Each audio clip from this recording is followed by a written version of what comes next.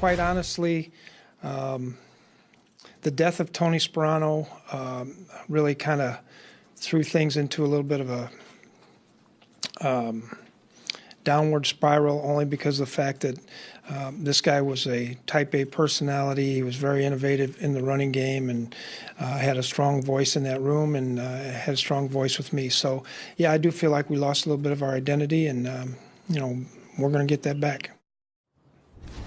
Found it interesting today, Tom Pelissero, that obviously you have been telling us about the impact that Tony Sparano had in that building and the impact that his death had on that team for many, many months now, but that Mike Zimmer went there pretty much right off the bat just to tell the story of this Viking season, because it really all started there.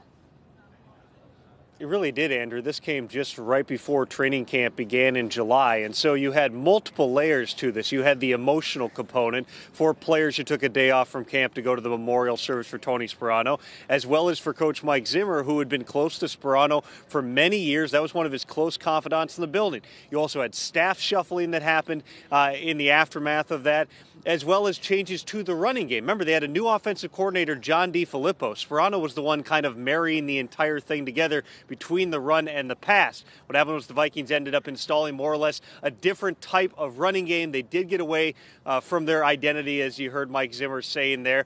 Really, though, that's just one component of what went wrong through the course of this Vikings season. You did have a new quarterback in Kirk Cousins. They were not able to find the consistency they needed. Defensively, early in the season especially, they didn't play their best. And when they needed it in Week 17, they've turned in maybe their worst performance of the entire season. So a lot to chew on as the Vikings move forward here. Zimmer said they just got to get back to that nastiness, that willingness and ability to finish every game. And there was a lot to chew on when it comes to offensive coordinator. Kevin Stefanski's contract is up on Tuesday. He was the interim guy in December. And, Mike Zimmer's contract is up a year from now, Tom.